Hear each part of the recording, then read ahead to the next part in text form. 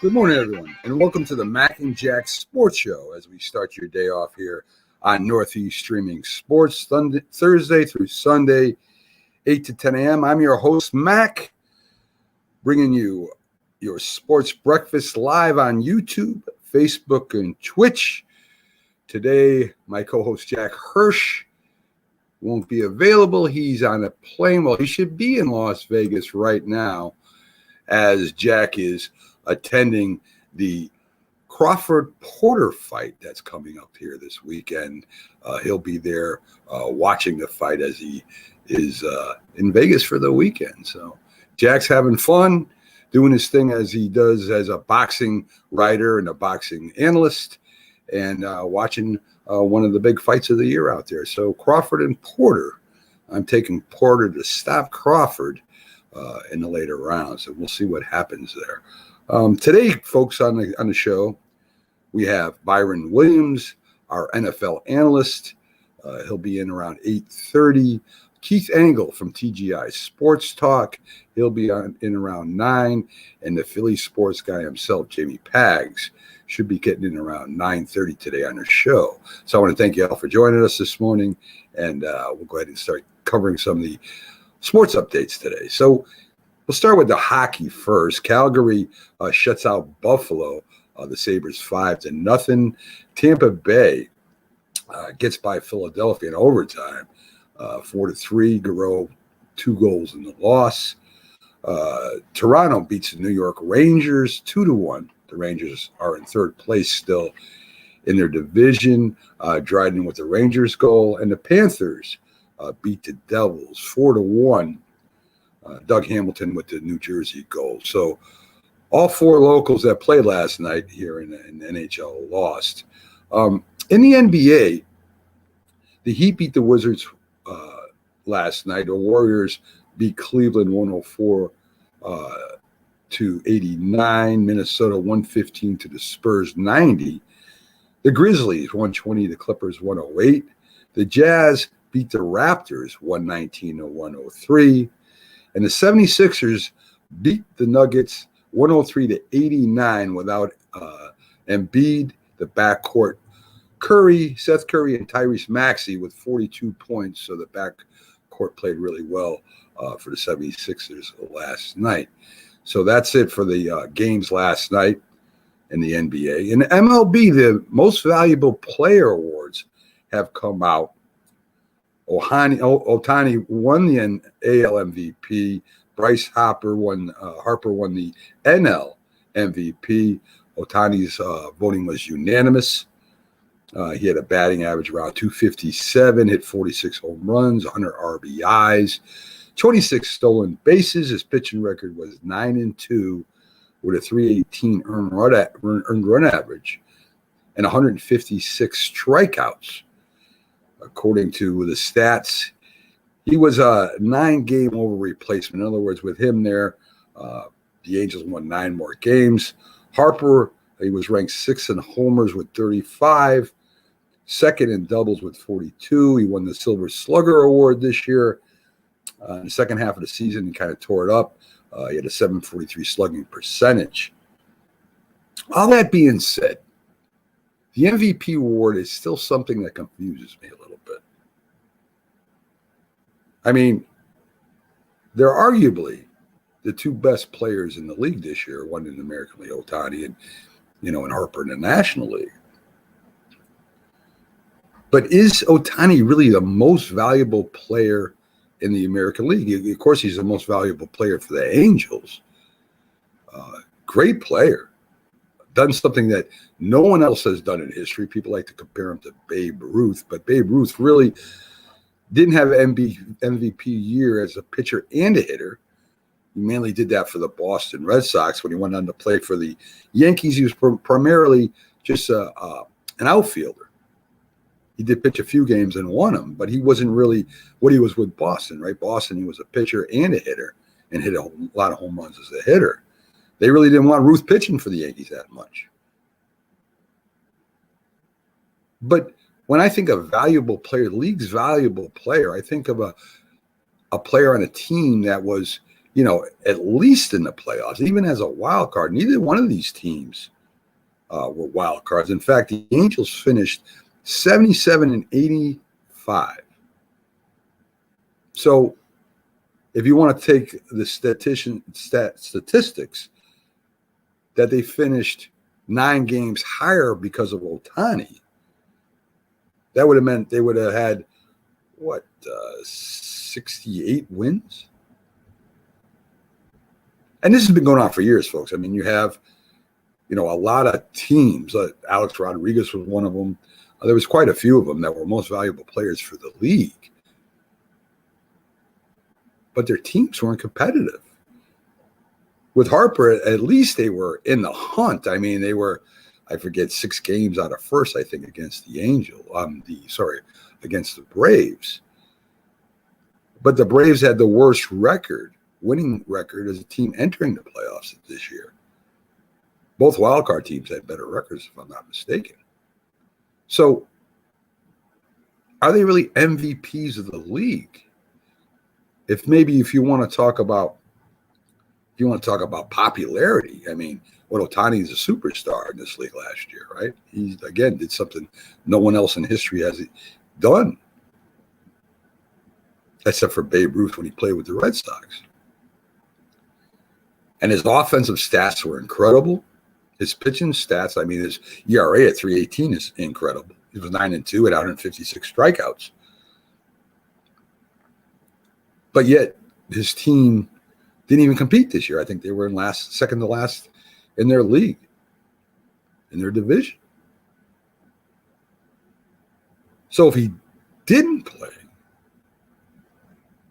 they would have been in the same position they were at the end of the year.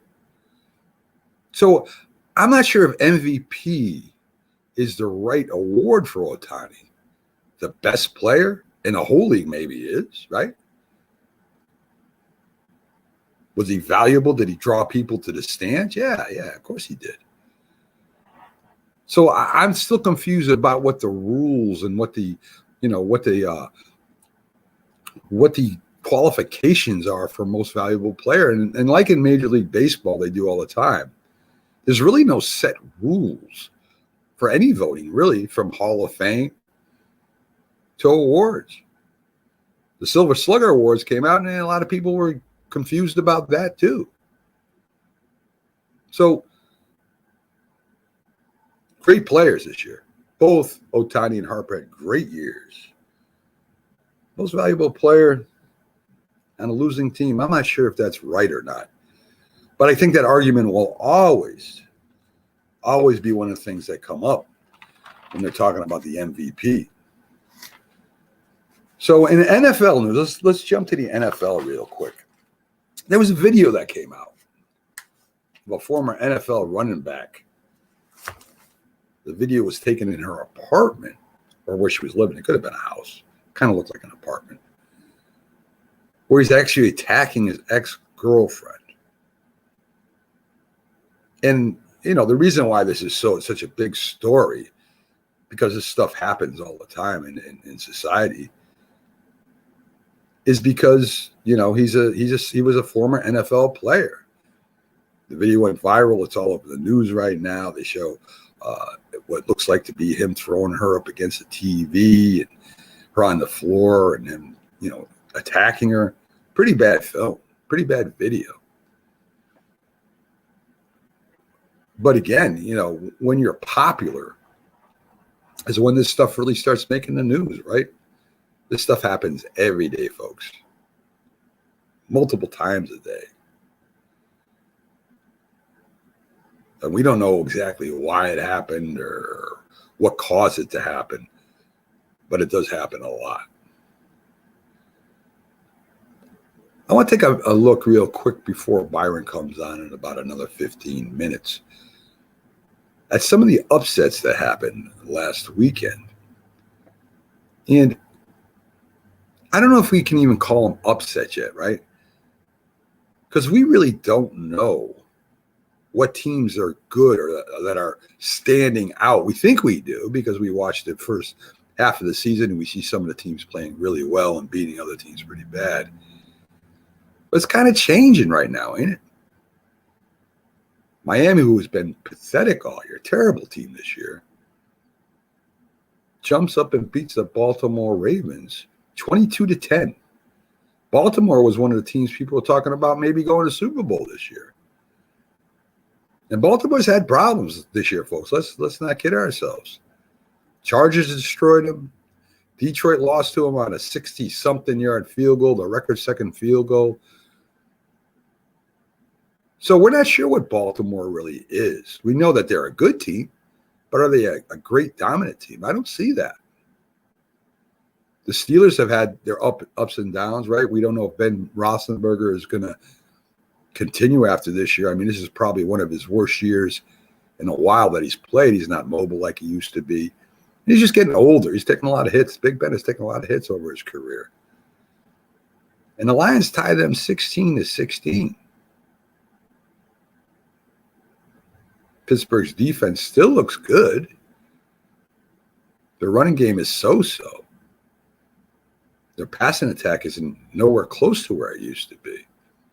They changed offensive coordinators in the beginning, at the end of last year, I should say, after the year was over. And they wanted to go back to smash mouth football, running the ball, play action, which, would help Big Ben out a lot. But Detroit is no longer, hasn't just lost every game now. They've got a tie in there. I don't know if that's going to, turn them around or whatever. But Big Ben has had his problems, and the Steelers, again, in the AFC North. The AFC North is confusing right now, isn't it? The AFC North has, the Bengals, the Browns, the Steelers, and Baltimore, and all of those teams are starting to struggle now, which we thought was one of the toughest divisions in the league. Washington beats the Buccaneers. What's going on with the Bucs, right? This is one of the Super Bowl pick teams for this year. They're struggling this year. Their defense sure isn't playing as well as it should.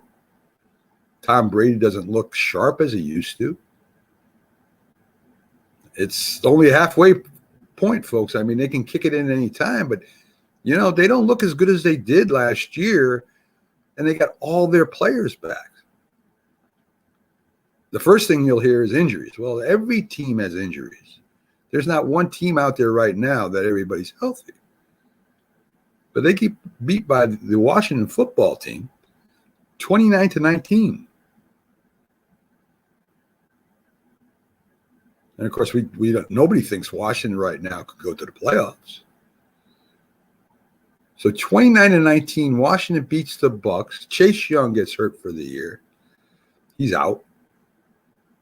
But the Redskins defense finally showed up. Or was the Tampa Bay's offense that bad last week? Still got to figure that out. Carolina beats Arizona 34-10. Yes, Kyle Murray was out, but Kyle Murray was out the week before, and they destroyed the team they played. Carolina has Cam Newton back.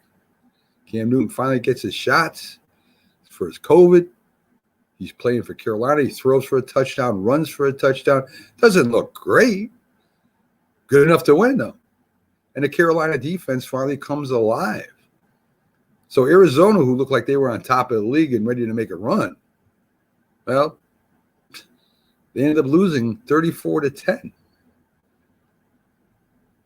And last but not least, what happened to the Rams the last 2 weeks?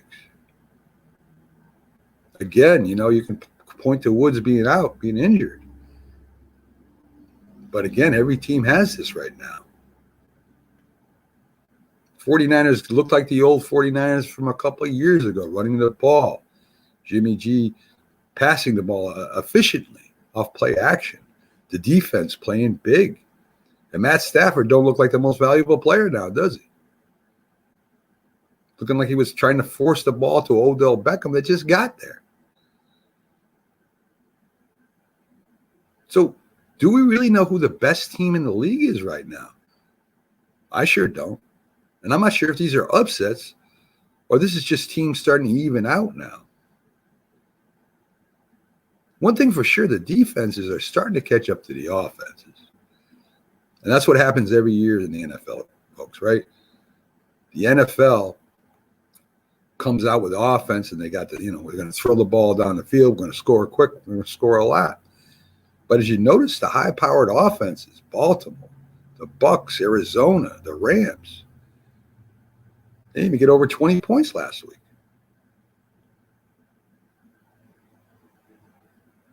On the other hand, here comes the New England Patriots running the ball and playing good defense, and they've won 5 games in a row. And, of course, everybody's going to start, you're going to hear all the experts out there. Here come the Patriots. The same experts that said the Patriots would be lucky to get in a wild card. Probably wouldn't get a wild card position this year. The way they're playing right now, it looks like they might even win the division. They still got Buffalo coming up twice. If they can split or win both games, who knows what's going to happen over there in the East. Buffalo comes back. They played good last Sunday. Sunday before, they got beat by the Jags. So we're looking at the NFL and we're trying to figure it out, especially me because I do play the odds. But it's starting to get real confusing out there. You're going to have teams that are lower start picking it up. Teams that are really high in the beginning of the year starting to fall a little bit. And I guess it comes down to the same thing as it does every year. Who's hot at the end of the year, right? Who's more healthy and hot at the end of the year? Everybody thought Kansas City Chiefs were done, right? Everybody said, hey, the Kansas City Chiefs, they're all set. They got Patrick Mahomes figured out. Then they put it on the Raiders. So, I mean, are we at a point in the season where we're not sure who the best teams in the leagues are? Good morning to you, Jason. Good to have you in this morning. Do we know who the best teams are right now? Is it the Packers? Well, I think we're going to find that out come this Sunday, right, when they play Minnesota. Minnesota, another crazy team. Have all the weapons, have in every game, barely losing the teams, but yet they can't get over. Big game for them coming up this week. The Cowboys, are they the best team in the NFC? Is it the Packers? Is it the Cowboys? They got the best records right now, along with the Cardinals. Cowboys look awesome right now. They got a big game coming up against the Chiefs. Will it affect Dallas if they lose? Not really. It's more a statement game, right? This could be the Super Bowl in February. So I know the Cowboys want to play well. Kansas City, this is a must-win for them. They're still fighting for their lives over there in the West, in the AFC West. Chargers have fallen off. Denver's up and down. The Raiders, I'm not sure what's going on with them. Not at all. Raiders jumped out fast, too. Gruden resigns. They have a big game. Last 2 games, they don't look that good. I had Frank Lotierzo on with me yesterday, and he says, parity. It might be. It might be parity. It might be that maybe this is the year that we really see parity like we thought. We talked about it a lot, right? We talked about parity in the NFL for many years, but many of those years, the Patriots were just outright the best team in the NFL. And it really wasn't parity. Maybe now it is. And everybody that's talked about Brady Belichick nonsense, right? Who made who? I always shook my head at that. Really doesn't matter. Brady was a very important part of the Patriots. We all know that. One of the greatest quarterbacks that played the game. But you can't beat maybe the greatest coach in the history of football. The greatest of this era, no doubt. Who could win with, and when Brady was hurt. Still went 11-5. Last year, off year, COVID, the whole defense is gone. No big offensive threats, right? He didn't have no ends or wide receivers that could catch the ball and go deep. Didn't have a running game at all. The offensive line was was not there. So watch out, league. Bill Belichick's back with his Patriots. And what a Super Bowl that would be. Jack talked about it before. Can you imagine the New England Patriots playing the Tampa Bay Buccaneers for the Super Bowl? Talk about stories. Talk about who's going to beat who, like they like to talk about. I'll take the coach any day of the week over the player, no matter how great the player is. Bill Belichick just has a way. He has a system. And one of the biggest topics of debate is what's better, the system or talent?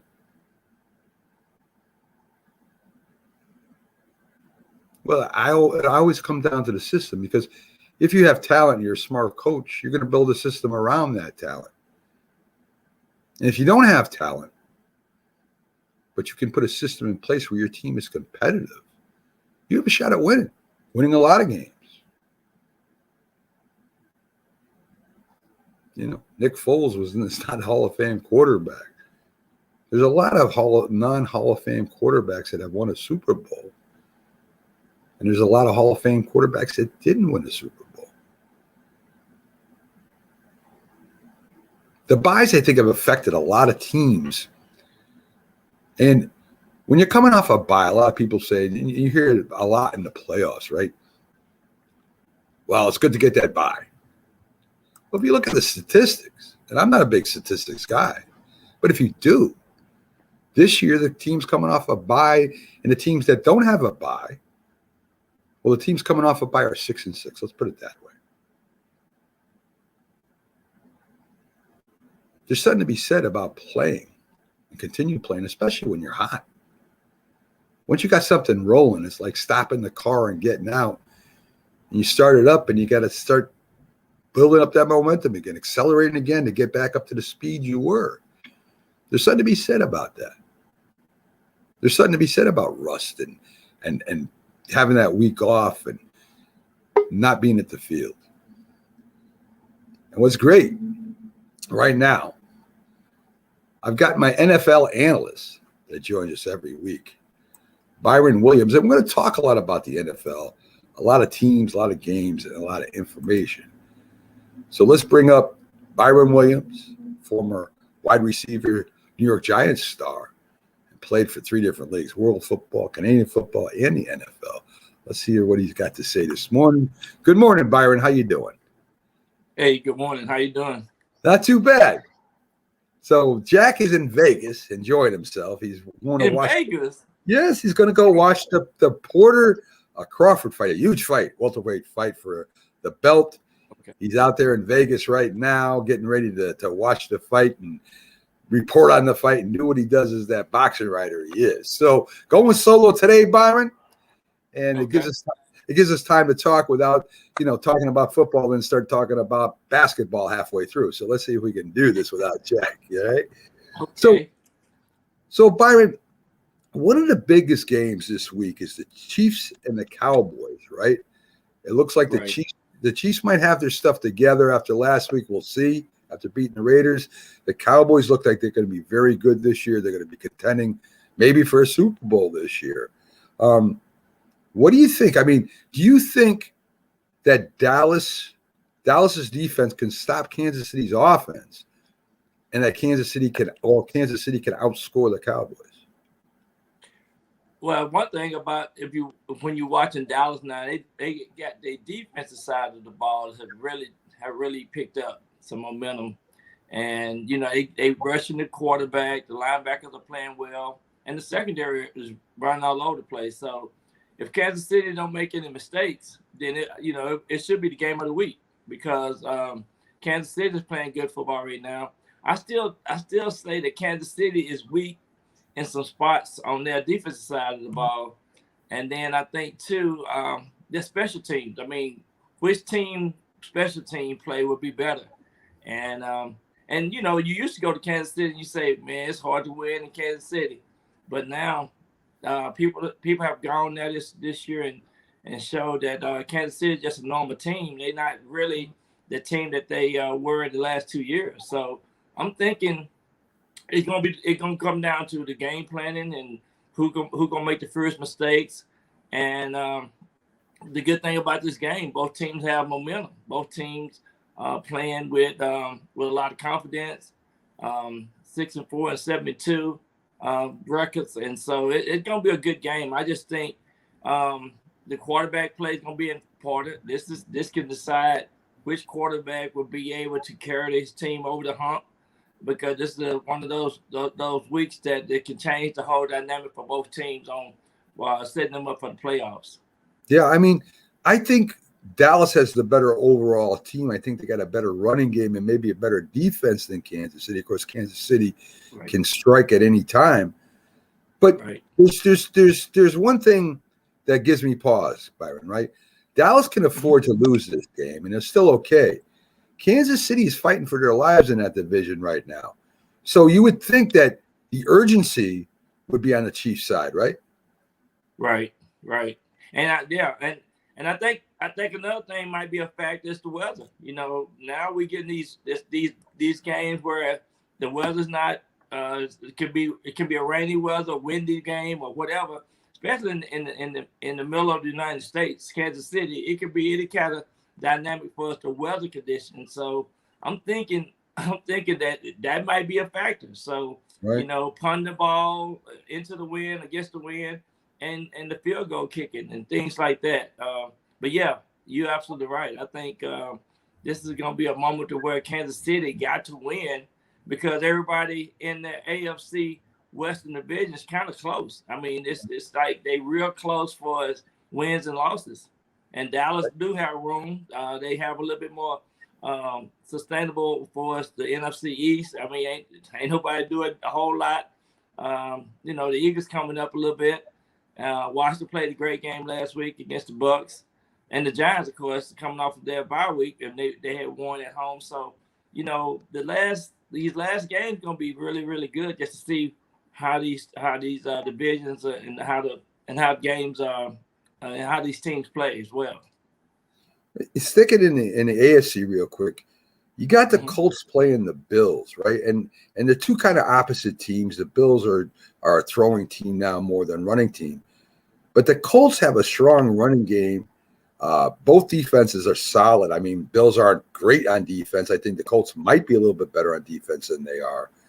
But, I mean, Wentz is starting to play a little better.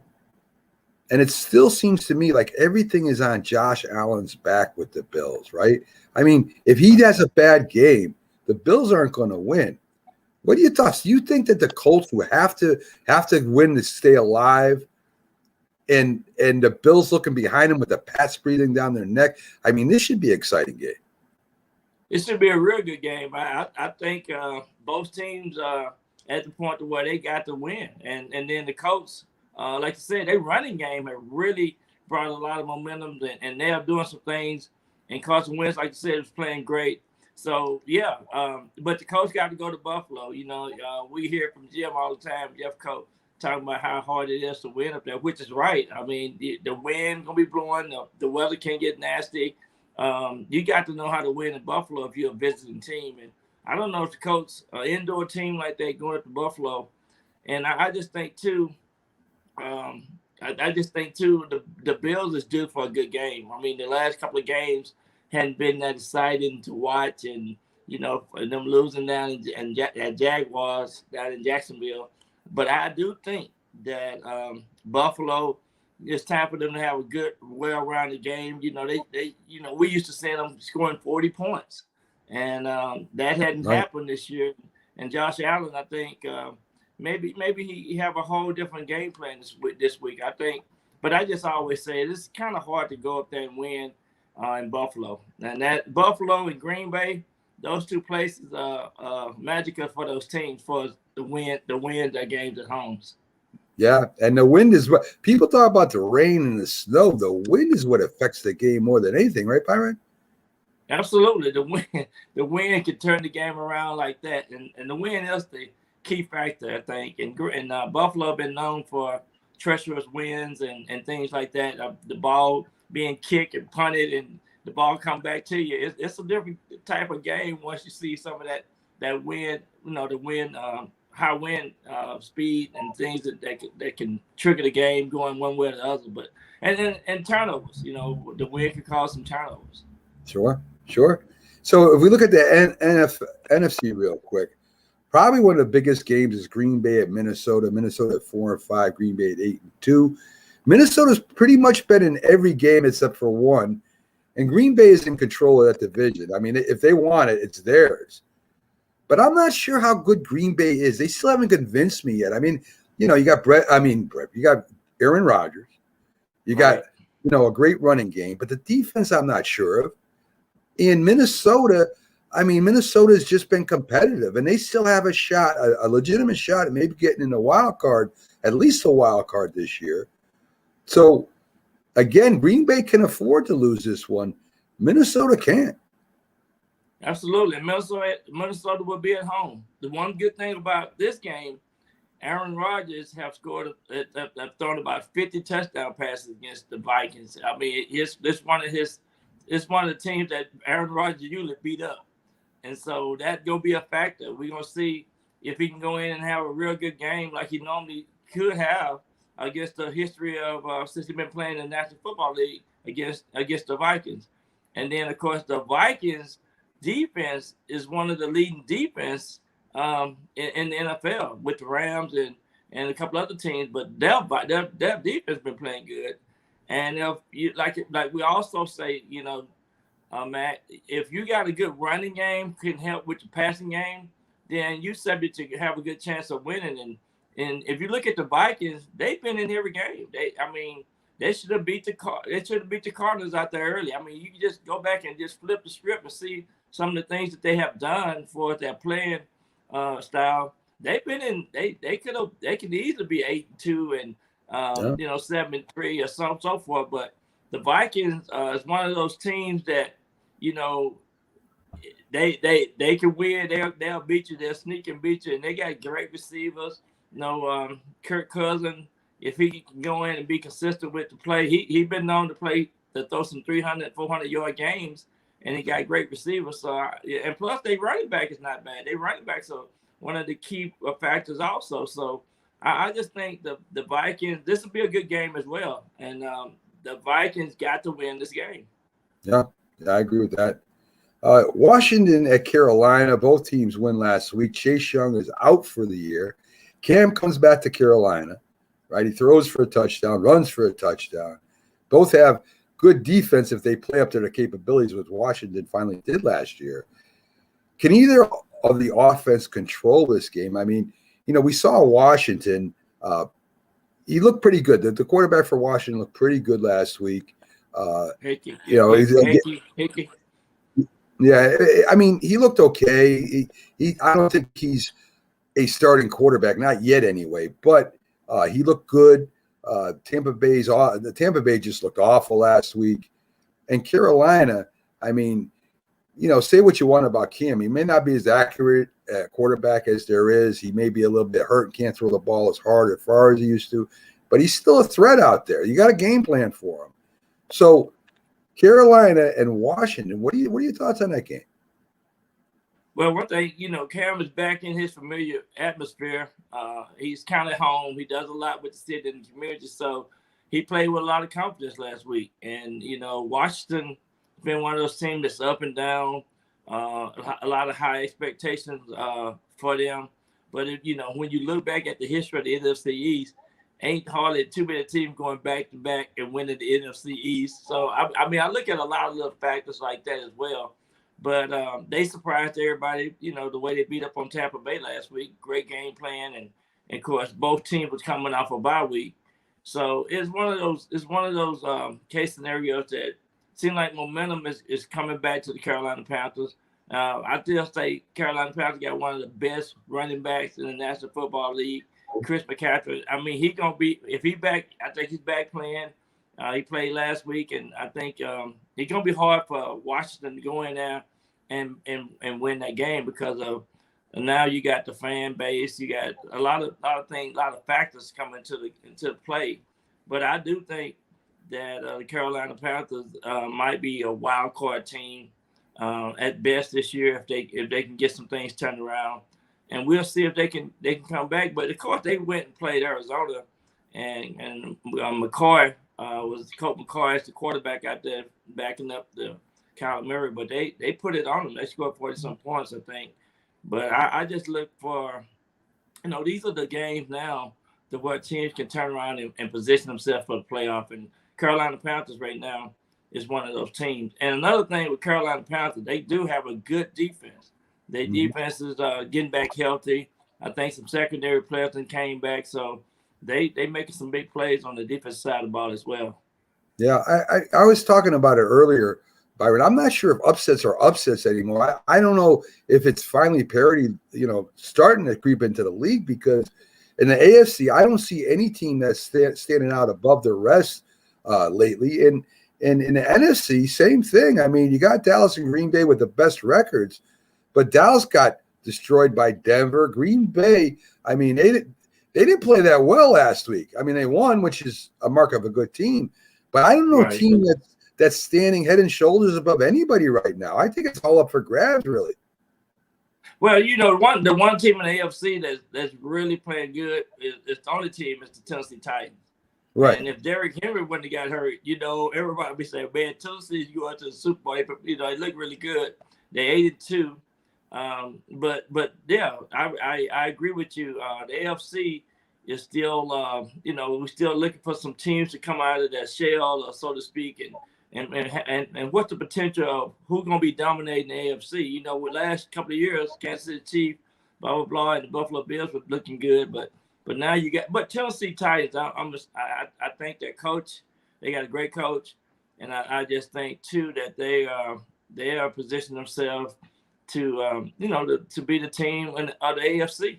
I think Tennessee and Buffalo is still going to be the two teams that might merge to the top of the list for sure. No doubt.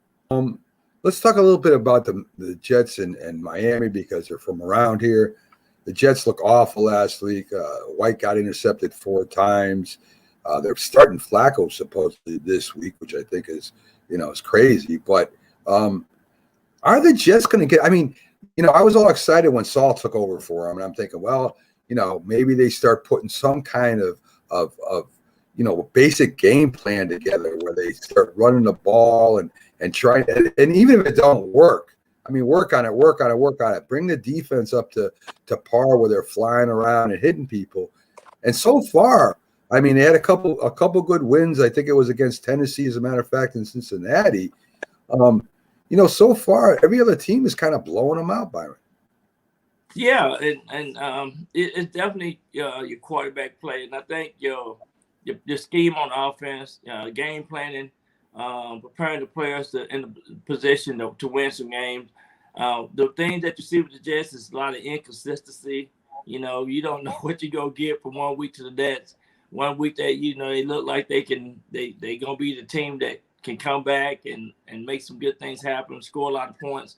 The next week, they barely look like they should be playing in the National Football League. So I just think too they got some, and a lot of things too, Matt, that we talked about is teams and the leaders on that team, the players they got to see on their jerseys, the captains, so to speak.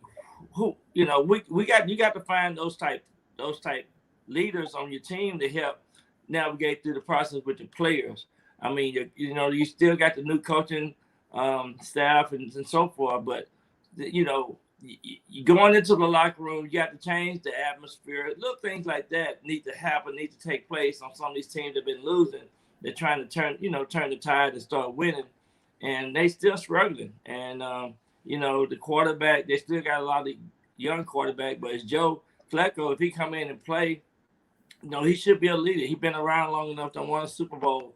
Those are the things that you have to look for on some of these teams. But sometimes losing it can be a way of life. And it seems like to me, that somebody or something got to come in and turn the tide for us. You know, we need to start winning. And I think I don't know that much about the coach. I know he came from the 49ers last year and all that. Some of these jobs that these guys are getting, you expect your expectations might be too high for these guys, and once they get there in that atmosphere and see the organization, see the scouting department, it's a lot of things mixed in the equation that people don't understand in the National Football League. So many things got to go right. You might want this player in the draft, but the scouting department and the team decide to draft another player. So everybody needs to be on the same page when they change the dynamics of these teams. And it's kind of hard to turn the losing ship around sometime. And sometimes I just think the Jets have the potential that you can see it in some of their positions on some of the players that they have. And they just need to just continue to work on, bringing in the right players, the right leaders to get the team moving in the right direction. When you told me about the C on the jersey, I remembered when Dwayne Haskins went to the Redskins his first year and he got a C on his shirt. And I don't think that any rookie should have a C. I don't care who he is, should have a C on his shirt, because how can you lead something you've never been part of? I mean, I understand it's a quarterback and that, he's the leader on the offense, but to actually be a captain on a team like you're talking, to be able to go to this guy and this guy to come over and talk to you and tell you, you got to get this together. You got to do this. This is part of being a professional football player and stuff like that. How can a rookie do that? So when I see a rookie quarterback, and I think there's a couple of them out there right now, I just shake my head. He's not a captain. He's a quarterback. He's a leader of offense, but he's no captain on a team, right, Byron? Right, absolutely not. And one of the best quarterbacks that's playing right now is Mac Jones. I don't think he got to sit on his jersey because Bill Belichick is not that type of coach. Going to say, "Hey, you're a first-year player. You coming in for the seal of your jersey." But you're right. I don't see how Dwayne can be a captain, and he was struggling from the get-go. Having some of the off-field decision making that he, getting in trouble, being late, this and that. You don't appoint a captain, first year player. Now, one player that was pretty good, I thought, reflected leadership was Chase Young from Ohio State that played with Washington, he's a captain this year. I don't think he had a key on his jersey last year. He's the rookie defensive player of the year last year. And he's a focused kid. You can see how hard he worked in the offseason. And some of the things that you do off the field, going back into the community, doing some things like that, that brings your character up to say this kid had a potential to be the captain. But yet let's see that let's continue to watch him and see how he developed as a player in the National Football League before we put the C on your jersey. You're absolutely right. And especially, Dwayne Haskins this week, I brought it up. His coaches are actually calling a question to him preparing for games at the pregame, Byron. I mean, here's a chance for him to start anew. We know Big Ben's almost done. I mean, if this ain't his last year, it's pretty close. They need somebody to step up and fill that. And Dwayne Haskins is getting the opportunity of his lifetime to redo himself, to reboot his computer over there in Pittsburgh. And the coaches are shaking their heads. And I mean, do some players just don't get it? I mean, you've been around a lot of players in your days, Byron. Do some football kids, when they come up, they just don't get it and they never do? I think some don't get it. I think too, it stems from the foundation. It stems from how you was raised, the coaches that you grew up around, and the things that you want to do. I mean, we had Rocky on our show this week, and he was talking about going from one team to the next. But when he got to the Carolina Panthers, he really learned how to become a receiver, running. And he used this example. Hey, you need to run that 6-2, 6 steps in and 2 steps out, and run a precise route. And so sometimes it's the process of how you teach these young players and how they develop and how they mature. I keep saying Mac Jones. I think Mac Jones is in that playroom, in that film room a lot. And being the first player in the film room, at the meeting, in the locker room, being the first player when you got to study the film when you're putting in the game plan. Little stuff like that makes a difference. And you know that you can count on these players, and the development from that sense means a lot, and how you approach the game. And some guys don't get that. And if you don't get that, you'll see yourself, being a backup or either easing out of the National Football League, because it's all about what have you done for me lately, what's the last play, and the consistency of your play. Yeah, consistency is a big thing in any sport and anything you do in life, especially football. Let's talk a little bit about the Giants and Bucs. It's a huge game for both teams, I think, Monday night. If the Giants want to have a shot at staying alive to try to get to the playoffs as a wild card, they've got to win this game. The Bucs need to right their ship. I mean, they've looked terrible, especially the last two games. So, you've got the Bucs. Barkley might be back. I don't know if that helps the Giants or not now. I mean, I don't even know if I play him if he's ready to go Monday or not, if not just for a few plays. So for the Giants to beat the Bucs, I mean, the Bucs have a lot of talent on that team, Byron. And if that offense gets rolling, they're hard to stop. What do the Giants got to do to get a win here Monday night? Well, maybe the Giants might need to look at the film that the Washington team played the Bucs and maybe put their best foot forward. But one of the things you got to do, you got to control the ball and make sure that Tom Brady don't get a lot of opportunities on the football field. Meaning that and I love the Giants for that reason. I mean, if they running game is on track, if the receivers and is on pace, and with Daniel Jones, I mean, I think they can actually go down there and win this game, because the Bucs is suspect this year. I mean, everybody's talking about what happened to the Bucs defense. Yeah, what happened to the Bucs defense? Well, they're not playing like they were playing last year at this particular time. And so the Giants can really go down there and spoil their day, because they ain't playing good, consistent football. And maybe the chemistry is not there. They're in the news again this week with Antonio Brown, about the fake vaccination card and all that type of stuff. So the Giants need to just stay focused, go down there and beat them while they hanging low, and just be consistent and don't make those stupid little mistakes like offsides, drop balls, and things like that. And I just think that now we know that the Bucs are beatable. Yeah. That's very true. I mean, we thought the Raiders were really good. I mean, even after John Gruden resigned, they played a real good game. But then now it looks like they just fallen off. So, I mean, look, I think the Giants have a chance. I don't know if they'll beat Tampa Bay or not. I mean, Tampa Bay has more talent than they do. There's no doubt about that as far as experienced talent. I don't know about young talent, but experienced talent they have. I think Gronk's coming back this week, which gives Brady one more weapon.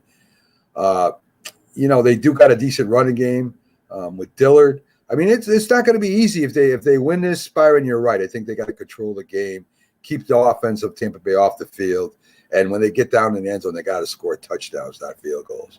If they score field goals, the game's over. I mean, that's when I saw them play the Rams in the first drive, they went all the way down the field, they kicked the field goal, I said the game's over. So they got to go down. Being from the country, these old men used to say you got to kick the dog while the dog is down. Yes. And right now the Bucs is kind of down, so the Giants need to go in there and kick them some more and win this game, sneak out of there with a win.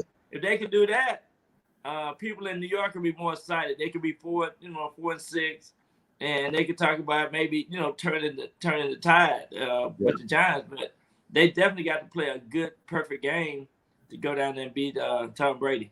That's the truth. That's the truth. Carmen, we saw a video. It's all over the place. It went viral. It's all over the news. Ex-football player Zach ended up attacking his girlfriend. I don't know if you saw it or not. A former Ram offensive running back, and he actually went in there. There was a video set up in her place where she was living. Went in there, threw her up against the TV, attacked her, and stuff like that. I mean, I understand that, that first of all, this is a national problem. This is not just an NFL problem or sports problem. It happens multiple times every day. But of course, him being a former NFL player, here comes the popularity of the NFL under question. and what kind of players play in the NFL, and they're mean and they're aggressive, and I've met a lot of professional NFL players, and off field they're like big teddy bears. Honestly, most of them nice, friendly guys, same guys you talk to that you meet in the street, right? But when they get in between the lines, you got to turn on the switch because of the game, and that's just the way it is. But just because they play NFL football, or they did play NFL football, doesn't mean that these are what the NFL players are. And you have this, as I said, throughout society, domestic violence, and I think this becomes a bigger story than it would normally be, is because the NFL is involved in it being an ex-player. Yeah, and with a great response, and I grew up with 7 sisters, and I had to jump on a couple of my brother-in-laws for hitting my sisters. I never hit my wife. We've been married for 38 years. I just think too, it's how you raise. But when you in the National Football League, which is the greatest team game on earth, I think, that's me personally, there come with great expectations. And when you bring in some of the negativities and things like this, it's been a big thing for a couple of years now, and the NFL is trying to clean that up, and we're supposed to be setting good examples, just like the military guys that serve this country. We got to set good examples and things like that. So it's really heartbreaking to see that, and this we don't have no need for that in our society, right?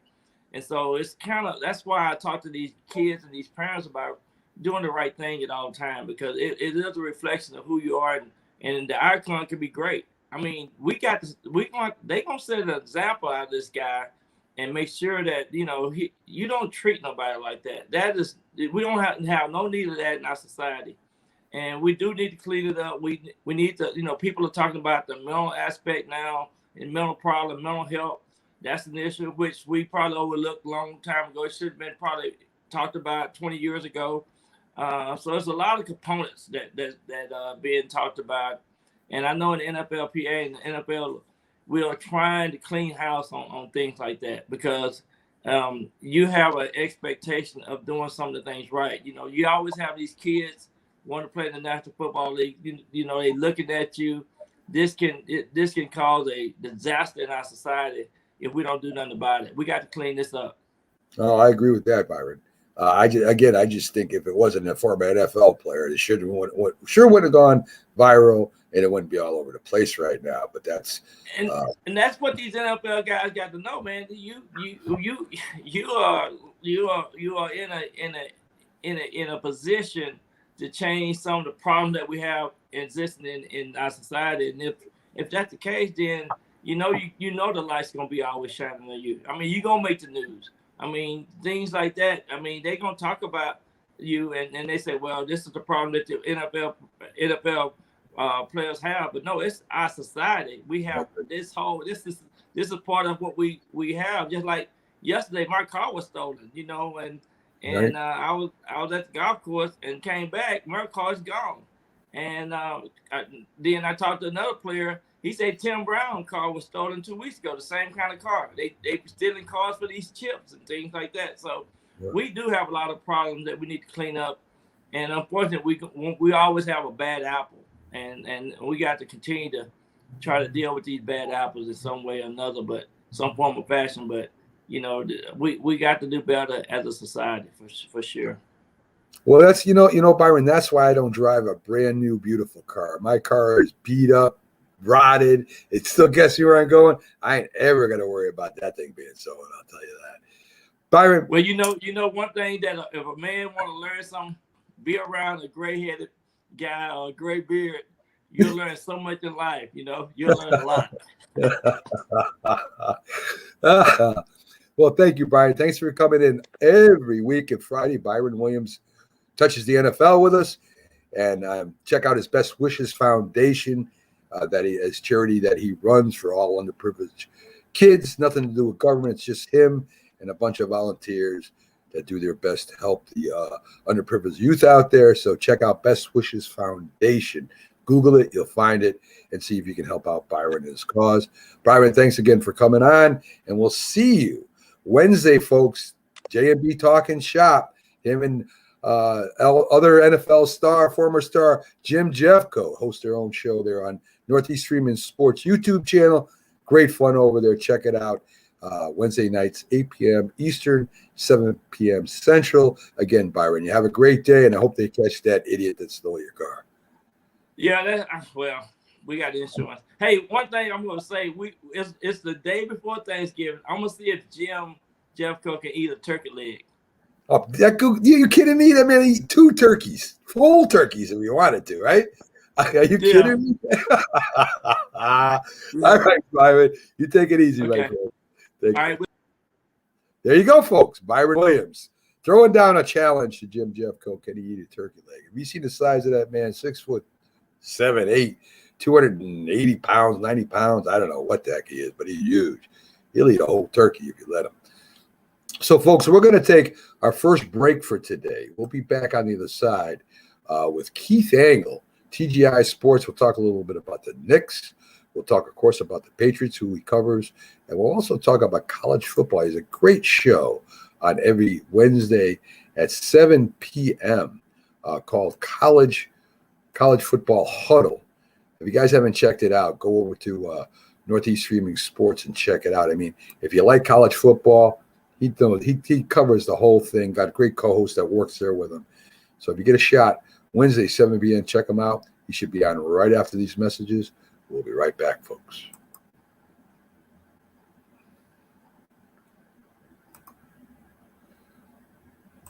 Chocolate nuts is that heavenly coffee, heavenly coffee. Chocolate nuts is that heavenly coffee. Better coffee a millionaire money can't buy.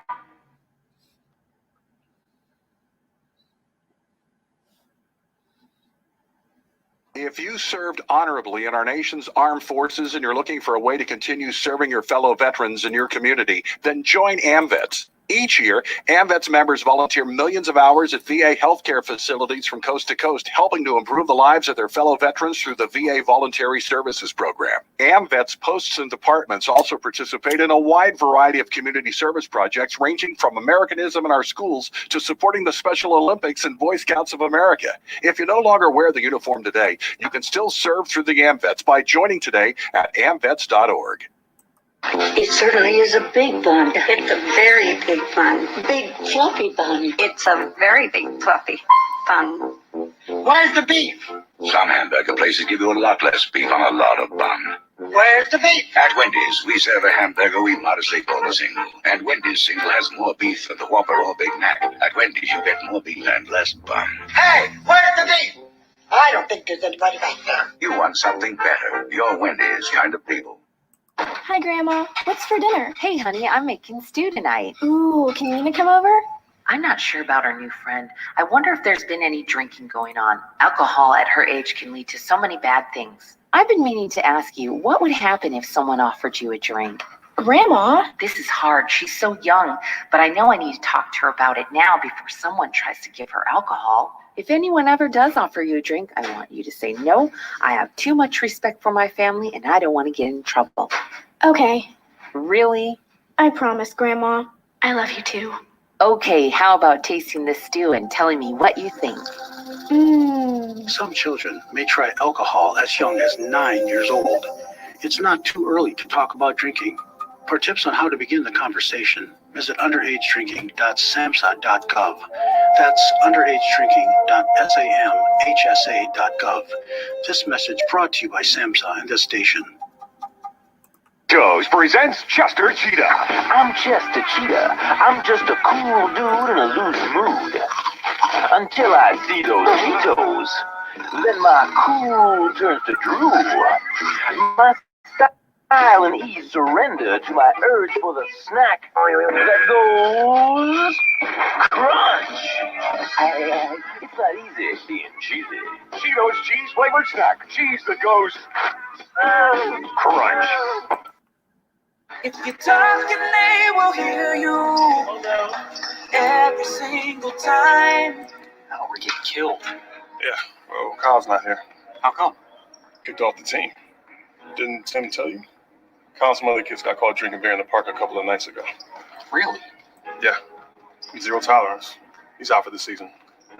Come on, it's a first offense, right? That we know of. But why should that matter? He knew not to drink. I've made it clear to Matt that's what we expect from him. What have you said to Tim? Nothing really. You know, a lot of kids try it at this age, so Yeah, well, a lot of kids don't try it too. I'm not saying that Matt's going to be this perfect kid, but if I don't tell him what we expect and why he shouldn't drink, how's he going to know? You think kids that age really listen? They never admit it, Bill, but they hear more than you think. Talk. They hear you. For more information about talking with kids about underage drinking, visit underagedrinking.samhsa.gov. Try.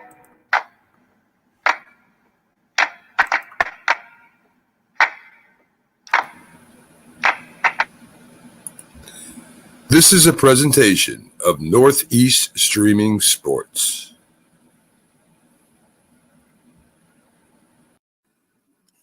Good morning. You're listening to the Mac and Jack Sports Show on Northeast Streaming Sports.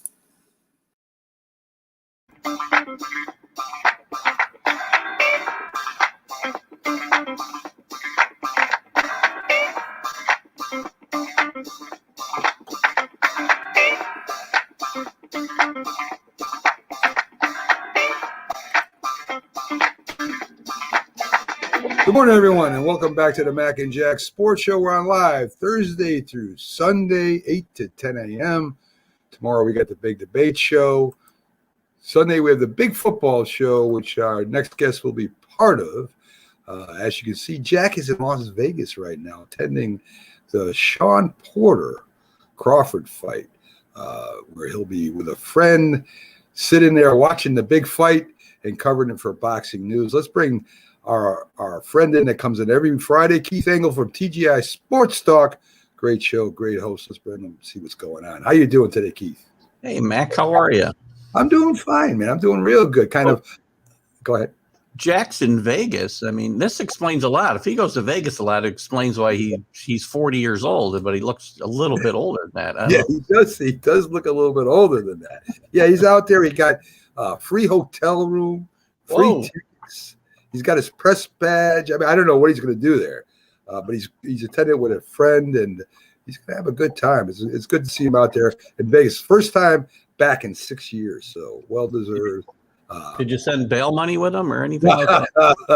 I don't think I have to worry about Jack with that. I've never been his friend, so maybe it could be accessory over there or something.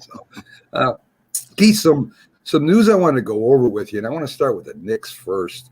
The Knicks are 8-7. It looks like they've lost their chemistry amongst their starters, right? I mean, they're playing tough against tough teams. They're giving them games and winning against tough teams, but the teams they should be beating, I mean, they're having a rough time with that right now, Keith. Yeah, you can't be losing to Orlando, who's in the middle of a massive rebuild, right? I mean, they've lost so far this year. They've lost to Orlando. Cleveland is playing better. And at the same time, they're beating, the Bucks, who are struggling a little bit. They're beating Philadelphia. It's not time to panic yet, Mac, but, we got to try some different things here, right? I think they need to try some different combinations. You're right. The first unit is not playing well together. Fournier's having trouble adapting. And it's different playing in New York than it is playing in Orlando, and that could be part of it. I think it might be time to start trying some different combinations. Play Toppin and Randall together a little bit. You're going to sacrifice some defense because Toppin doesn't play any. Right. But he's coming off his best game. And, you're certainly going to be more athletic with him on the court, which is lacking right now. I'd consider Walker and Rose together a little bit more as well. Yeah, I mean, Kemba had one good game. I think Fournier had one good game, and that's really it. Yeah. And Rose coming off the bench. I mean, I think he's up for a nomination of Sixth Player of the Year this year. He's really having a good year off the bench. But starting him, do you think that'll take away from him, Keith? I mean, yeah, and I'm not saying that's something they should do for the entire year, right? But just to kind of get things in a better flow. The second unit has played better than the first unit on a lot of nights. That's what's kept them afloat here at 8-7. Really, it's the second unit. And another thing I'd like to see, And again, I like Rose coming off the bench. I'm not saying start them. I'm just saying play them together at some points in the game a little bit more. And I think I'd really like to see, because of the lack of energy and the lack of athletic. I always have trouble saying athleticism. Close enough. Whatever. Right. He needs to get Grimes in the rotation a little bit more, because every time he plays, and he's played very spotty, he brings that energy level. And it goes against everything Tibbs believes in, right? And I'm buying into Carlos's theory too of playing the kids, and Tibbs won't play him. But I'd play this kid because he brings a lot of energy. He's a good defensive player, and I just love his makeup. And I think, he can help this team get out of this malaise that they're in right now. Yeah, I think so too. I mean, they definitely got to put some wins together. It'd be nice to see him win, 3-4 games in a row and start making a little bit of noise over there. I know it's really early still, and they have time to get it together. But you got to get your starting unit back together again. I don't know how you do that. I don't know. Maybe Rose would be the answer, putting him out there in the beginning and see what he could do, being the veteran he is. Maybe that's a good thought. Toppin's playing as well as he's played at any point, and he's still not playing a lot, but he's playing better than any point in his career, his young Nick career. And I think it's time to find a way to get him in games. You're going to sacrifice, as I said, defense, but I think you need that kind of athlete on the court more. These guys are out there now. There's not a lot of tremendous athletes on the floor when you're talking about, Barrett is, but Randall's a great player, but he's not, he's not LeBron James out there, right? No, he's not going to he can't really take over games. I mean, once in a while he can. He's not consistently where he can, dominate a game. So I think they need to kind of change it up a little bit, even just for now. Put Fournier on the bench and start Burks maybe for a few games. And again, I like Burks coming off the bench too, but maybe these guys just need to sit a little bit, watch the flow of the game get started, and maybe that'll kickstart, especially Fournier. Fournier's got to play better, or this team's sunk if he's going to be a starter. I agree. And we look at the Pats, of course. Pats last night, again, the defense steps up. I mean, if you look at the game, really, Mac Jones just played good. I mean, he great passing percentage, 22-26, 1 TD, 1 interception. You got 2 good running backs now that they can pull in there. Stevenson went for 69. I think the second one, I'm trying to remember his name. I got a brain freeze right now. Damian Harris. Yeah, went for another 50 something altogether. Well over 100 yards rushing. But their defense played outstanding again, Keith. And this is what the Patriots do. When the Patriots are good, their defense dominates. You're talking multiple sacks, interceptions, 1 for a pick 6, and putting the offense in great position to score. And if they don't score, the defense is going to score. So right now, you count these last 2 games, they really, really seem to get it together right now. And it looks like they're going to go on a little run. Tough game next week. But you know something? Who cares? Right now, they're playing really good ball. Now, the schedule gets tougher, but, you can only play the teams on your schedule. I'm tired of hearing guys say, well, they haven't played anybody. But this defense, when you beat Matt Ryan, who is going to be a borderline Hall of Fame candidate at quarterback, no matter how bad his team, and this team wasn't playing bad coming in. They got some injuries. I understand that. But when you beat them up as bad as they beat this team up, this isn't because of who you're playing. Their defense has gotten better and better, and it's deep. You got guys like, I love Kyle Duggar. I mean, this guy came out of a Division III school, Mac.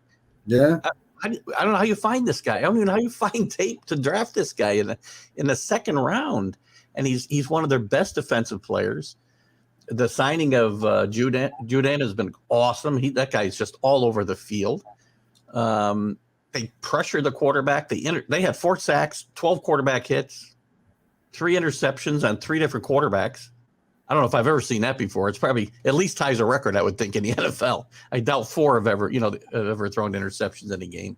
The team's coming together probably quicker than I thought.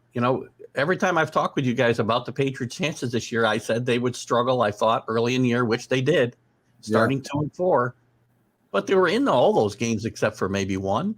I agree. They've got better and better and better. And, my thoughts now are no longer just, let's get 9 wins and be in position to be in a wild card race. Now it's win the division. Yeah, and I mean, listen, the Bills don't look like Dragon Club. To me, the AFC right now, Keith, I'm not sure who the best team in the AFC, or if there is a best team in the AFC right now. It looks like the Chiefs maybe got something back together again last week, but they got to play the Cowboys. The Bills, you guys played twice. Tennessee's the only one that looks like, maybe they belong as talking about a Super Bowl. Without their best player. Without their best player. I mean, they're playing like a team now. And maybe that helped Tennessee a little bit. Who knows?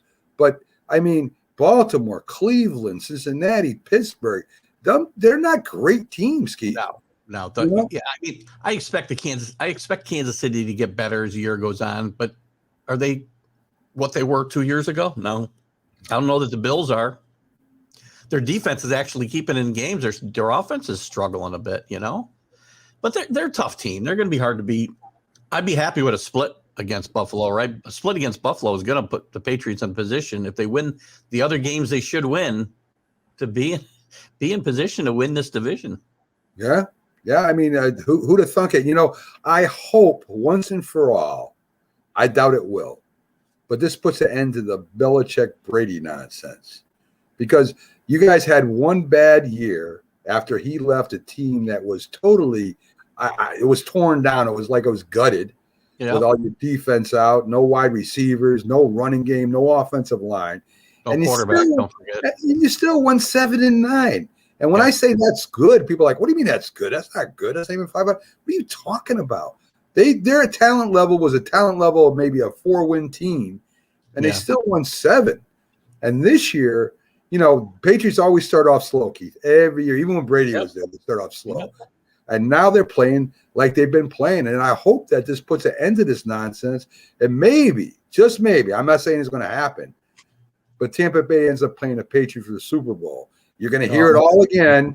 You're going to hear all that nonsense again, and you're going to see the better team will win. It has nothing to do with anything else. So I would love to see that. Tampa Bay's got their own problems right now. They've lost 2 in a row, and they're not playing that great either. Yeah. But I would love to see that matchup at the end of it. It'd be a crazy 2 weeks, and you're right. There'd be all this nonsense. It'd all be about Belichick versus Brady, and you'd find out once and for all, I guess. And even then, though, Patriots make it to the Super Bowl this year, and Tom Brady and the Bucs beat them. Let's say hypothetically. It still doesn't mean Brady is the reason that they won all those Super Bowls in New England. No, he's a major part of it, but he's not the reason. That's for Belichick to have turned over this roster in 2 seasons since Tom Brady left and be where they are today. If they continue this, it's an amazing accomplishment. He's got to be considered the coach of the year in the consideration for coach of the year. I agree 100%. Some good stuff came out of that bad season last year. You're right. Getting the 7-9 with what they had was good. Some good stuff came out of that, though. Damian Harris got a chance to develop into a really good NFL back. Jacoby Myers got to turn into a good wide receiver because of the lack of other options there. So there was lots of good stuff. Kyle Duggar got a chance to kind of ease into his role that he's in now. Lots of good stuff came out of that bad year last year, including being in a position for their quarterback of the future to fall into their hands at the 15th draft pick. No doubt. And you know something, Keith? You know something? It's the mark of a good team when they have an off year that they turn it around. A lot of teams can't do that. Once they start falling, they continue to fall or stay the same for years. Yeah. And the mark of a good organization is to turn it around the following year or the following 2 years and get back in the thick of things again. The Patriots have done that already. I'm excited. Get by this bye week and we're going to see the Bills twice in December. I'm excited for December. I don't blame you. I would be too. So let's turn to college football for a second, right? Sure. There's 3 games I'm really looking at, Keith. I'm looking at Ohio State, Michigan State. I have a feeling that Ohio State's going to thump Michigan State. That's a gut feeling I got here. Michigan State will probably get knocked out of the top 10. And I think the only team that might be able to beat Ohio State in that division might be Michigan with their physicality. I don't know on offense and defense. I'm not sure because Michigan had that game against Michigan State. That was just a big rivalry game, and that's what happens sometimes. Mm-hmm. But I think Ohio State is the class of that division right now. I do too. I give Michigan a chance this week because Ohio State's defense has been suspect. They still gave up 30-some points to Purdue last week, even though they scored 50-some, but they still gave up a lot of points. And Kenneth Walker is just a tremendous player for Michigan State. And he showed it against Michigan with 5 touchdowns in that game. Michigan with a better defense than Ohio State, in my mind. Yeah. So I give Michigan State a fighting chance. I mean, the loser here is likely not in the playoff hunt anymore, which will happen next week too, right? You got Michigan and Ohio State. If Ohio State does win, as you think, they're gonna eliminate each other as well, one or the other next week. Like this whole thing, with the rankings, and the problem with the rankings is everybody keeps saying, "Oh, the Big Ten's going to straighten itself out, and only one of those teams will be left." Well, it's possible none of those teams will be left at the end either. Mm-hmm. Very possible. Wisconsin's playing really good football. And even if Michigan State does lose in a close game to Ohio State, it's not like they're totally out of it. Or if Ohio State loses in a close game, doesn't mean they're totally out of it, because, like you said, they still have Michigan on the board there, and they are a top 10 team. So depending on what the other teams do, there's always that slim possibility. But it's possible. It's going to be tough for a 2-loss team to get in this Final Four. But stranger things have happened. You could see a 2-loss team in there in Cincinnati undefeated sitting home. It's possible. Well, speaking of your flagship team there, SMU this week. Now, this is going to be a test. I think this is really the first test for Cincinnati this year. Okay. Wait a minute. First test. They went to South Bend, Indiana. Notre Dame is not a playoff team, and get out of here with Notre Dame. 8th in the country, Mac. I know, because they're Notre Dame. SMU though has a very explosive team.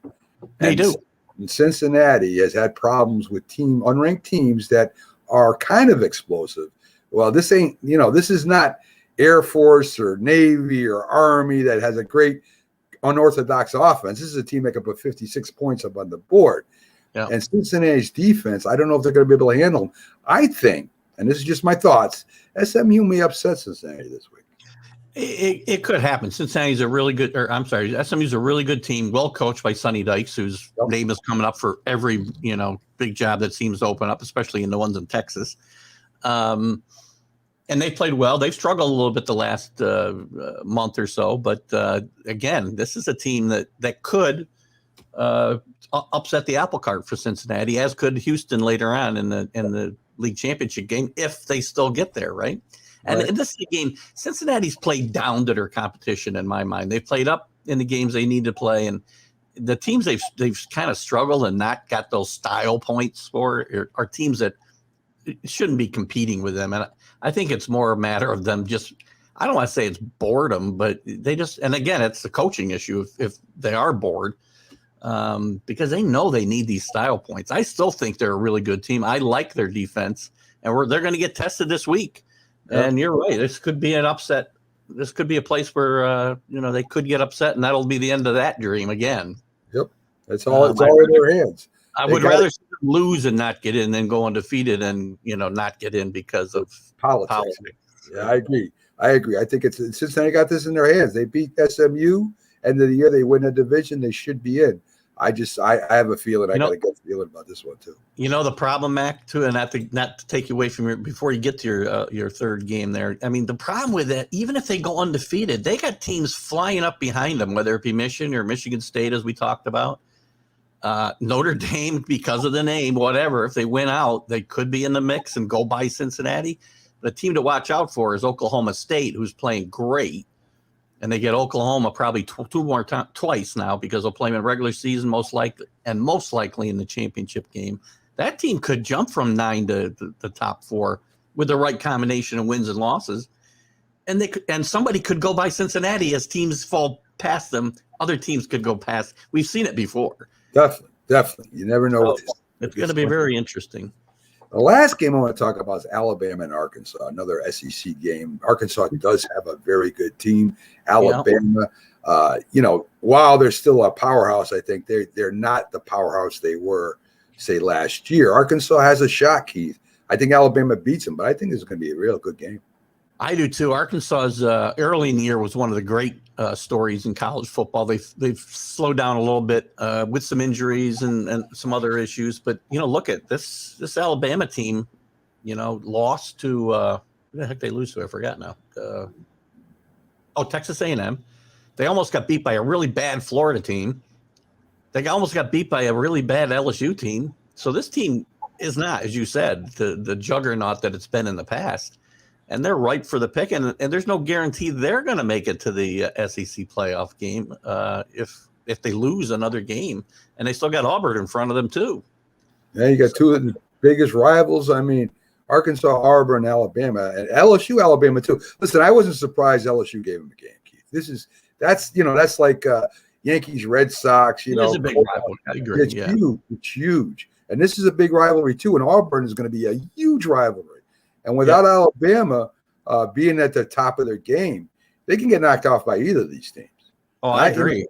I agree. As much as that's a rivalry game last week, Alabama team from 2 years ago would have run that team off the field last week. But, they're playing for Ed Orgeron. They don't, they want to give their coach a good send off. And but it's not a really good football team by any stretch of the imagination. And you're right. Alabama's there. They can't afford a loss either, because I don't think a 2-loss Alabama team's getting in the playoff. I really don't. No, unless there's a lot of 1-loss teams out there and they just want that name in there. So, listen, Cincinnati, huge game for them. I think Alabama, huge game.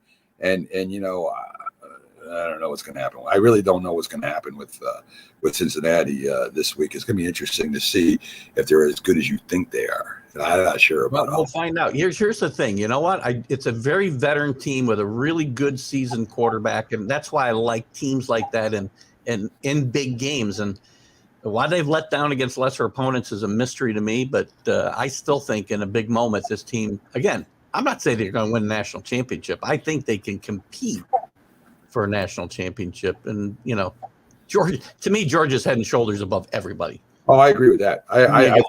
If Georgia doesn't win the national championship this year, then there's something wrong over there. Something really wrong over there. And Kirby Smart's got to beat Alabama first. That's his first thing, right? You got to beat them eventually, and then it's the national championship for sure. Get that monkey off his back. I agree with that 100%. Any thoughts? We'll talk to you Sunday. I guess the Patriots. They have a bye this week? Am I right? Well, they don't play Sunday because they played last night, but they're off the following, so they've got almost a week and a half off. We'll still have you on Sunday and just do an update with the Patriots and stuff like that. Maybe we'll talk a little bit about the AFC East. Buffalo, maybe. Who knows? We'll see. Be happy. Keith, thanks for coming in, as you always do every Friday. Keith Engel from TGI Sports Talk. Great show. Great guest. Does a great job interviewing, talking about sports over there. Check him out. He's also part of the big football show here on Mac and Jack on Sunday, where we have a lot of previews and a lot of things happening. So, Keith, have a great day. Congratulations on the Patriots. And thank you. And don't hook yourself to that Cincinnati ship, man. I'm telling you. Well, just so you know, as far as wagering goes, I've only bet them once this year, and they won. That was against Indiana. I haven't put a lot of money on them, just so you know. All right. And by the way, give Jack my number just in case you're collecting, for bail money or something. You don't want to sit there for a while? Are you kidding me? You might want to leave him there. Is that what you're saying? It's a little while. I mean, just let him. Who knows? Maybe I asked him if he was going to go back into the dressing rooms, which he can do if he wanted to, and he says, "I'm not going to waste my time with that stuff."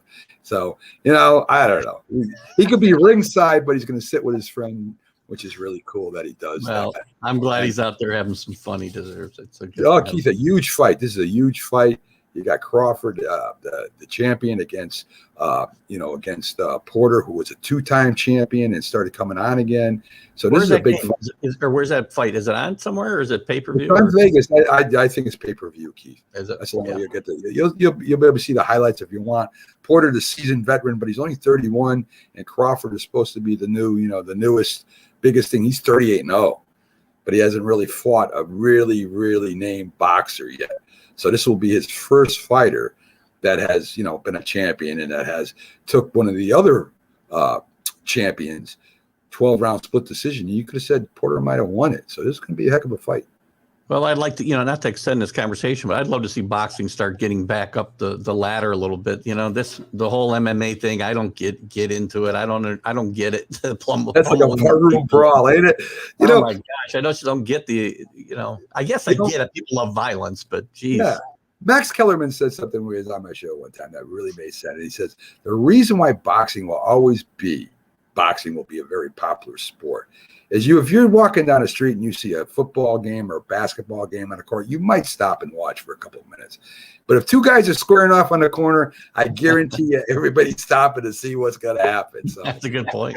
Yeah, so it's inherently, he says, that's it. So, Keith, have a great one. I hope your Cincinnati team does well for you this Saturday. I don't want to see you let down. Last time it cost me a lot of money when you went to, had that, those meetings and you had to talk about the NCAA with your therapist, and it cost me a lot of money. So, I don't want to be paying out a lot of money again this year. So. I've learned how to cope now. I want to go back. Don't worry. All right, very cool. So, Keith, have a great one, everybody. Again, check out TGI Sports Talk with Keith Angle over there on his site. He's on Northeast Streaming Sports. He's on Northeast Streaming Sports YouTube channel. Check it all out. Keith, have a great day, my friend. Have a great weekend, guys. All right. So there you go, folks. Keith Angle from TGI Sports coming up on deck. Of course, we got, I don't want to put it over my face yet. We got the Philly sports guy right behind here, ready to come in right after this as we talk about Philadelphia sports. A lot of stuff going on in Philadelphia. I've been seeing the Philly sports guy all over the place.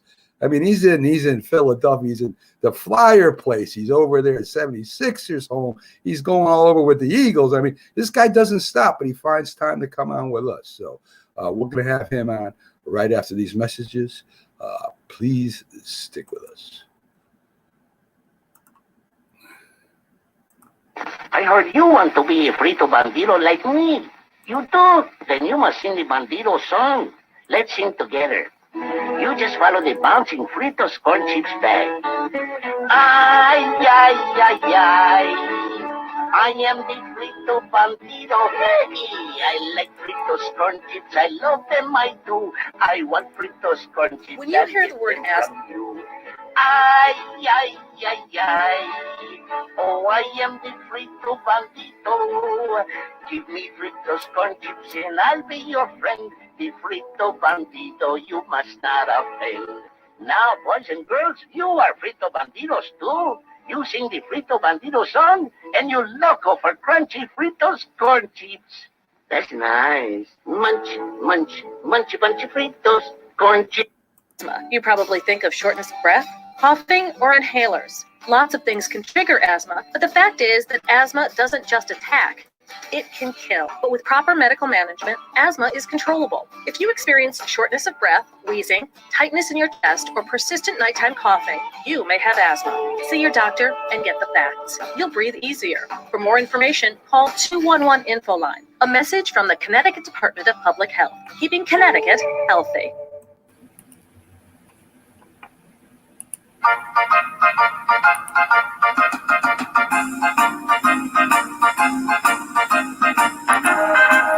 Jack is a legendary Hall of Fame boxing rider.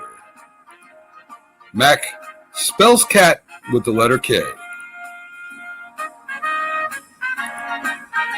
Mac played football and baseball for 10 years, coached football for 12.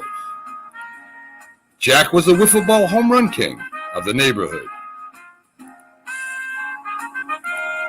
Jack was a sparring partner of the middleweight champion of the world, Golden Gloves boxer. Mac still reads cereal boxes at breakfast. Together they form the Sports Odd Couple. Both know sports in every way, but mostly at odds with their commentary and opinion. The Mac and Jack Sports Show, 8 to 10 a.m. on Facebook Live, Northeast Streaming Sports YouTube channel, Thursday through Sunday. Also on Spotify. Tune in and enjoy the show.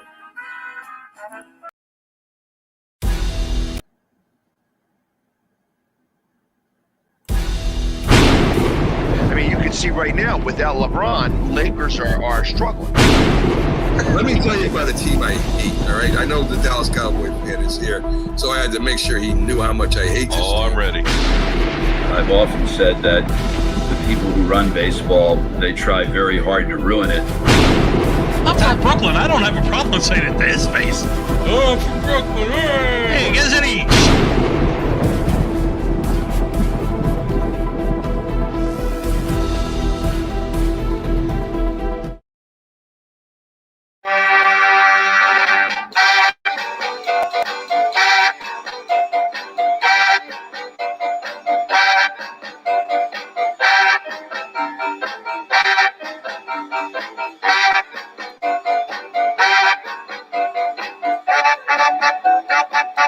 Good morning, everyone, and welcome back to the Mac and Jack Sports Show on live Thursday through Sunday, 8 to 10 a.m.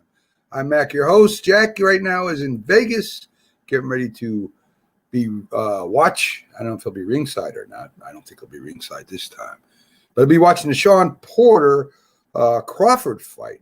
Big bout for the welterweight championship. Both great fighters. Should be a good one. Backstage right now, we got the Philly sports guy himself, Jamie Pags, coming on with your Philly update, as we have him on every Saturday. He has a lot of shows out there, folks. He's on TikTok constantly, but he also does Birds Breakdown, NFC East show. Does a lot of things for Northeast Streaming Sports and over there on our site. So let's bring on Pags and see what's going on today, Pags. How you doing? Good morning. How are you? I'm hanging in. He couldn't wake up early when he was out in Vegas. I woke up early to come on the show. That's dedication. See, that's the problem with Jack. No, he said he would try to get in. He flew in last night, so I didn't expect him to be in today's show. But he'll probably pop in for the next couple of shows, as he was bugging me to send a link every time we talk to me. Send me a link. So we'll see if he pops in. But that's okay. It's been very calm around here, Pags. I can imagine. Yes, it's been very calm. A little less fun, but a lot more calm. So, Pags, let's get into Philly. I mean, let's talk about your Flyers first. They lose in overtime. I think it was a shootout to the Lightning. To the Lightning, and you lost 4-3, but you guys are still sitting in fourth place, and it looks like you're playing a little bit better this year than you were last year. It's early, but it looks pretty good, Pags, over there in Flyers land.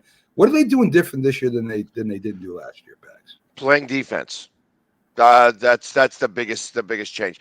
The pickup from Buffalo of Ristolainen is really paid off a lot. He is really impressive on defense, and when you have that second group that's taking care of business, that really does a lot. They're also blocking a ton more shots.